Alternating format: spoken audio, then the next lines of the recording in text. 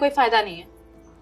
सही बात है रोशनी, वैसे भी दोनों बहुत समझदार हैं, इतनी बड़ी कंपनी चलाते हैं, सही गलत की परख तो है ही इन्हें। चलिए पापा जी। रुको,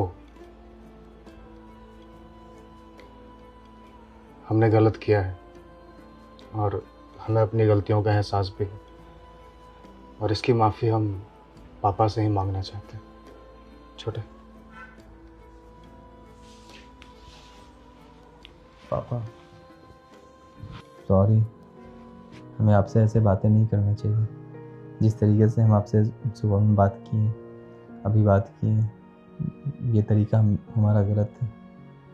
आप ही हो जो इन सब बातों को नज़रअंदाज कर देते हो, हमें माफ़ कर दीजिए। पापा, छोटे बिल्कुल सही कह रहा है, हमसे गलती हो गई पापा। हमें आपसे इस तरह से बात नहीं करनी चाहिए थी। कोई हक नहीं बनता हमारा।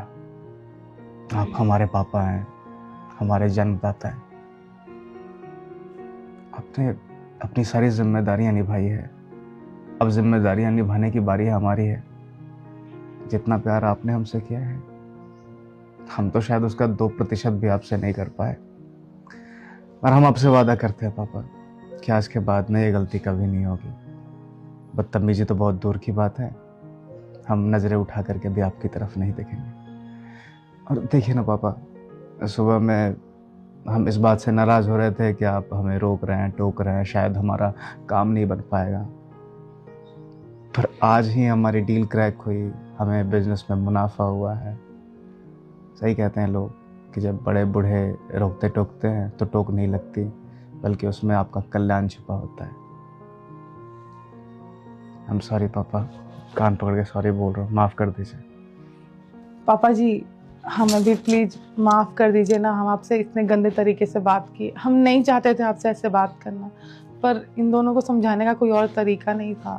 प्लीज पापा जी, पापा जी हमें कोई तकलीफ नहीं है आपकी सेवा करना है। इनफैक्ट हम तो बहुत लकी फील करते हैं कि हम आपकी सेवा कर पाते हैं, और ऐसे ससुर भगवान हर बहू को दे। और वैसे भी हमारी छोटी सी तो फैमिली है, हम लोग प्यार से रहते हैं ना। कोई बात नहीं बेटा, तुम दोनों को अपनी गलतियों का एहसास है, मेरे लिए यही काफ़ी है।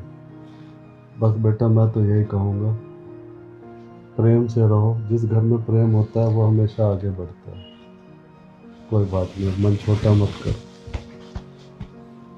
मैं रोशनी, इन दोनों के लिए तुम पानी लेते हो और मैं पापा जी को कमरे में ले जाती हूँ।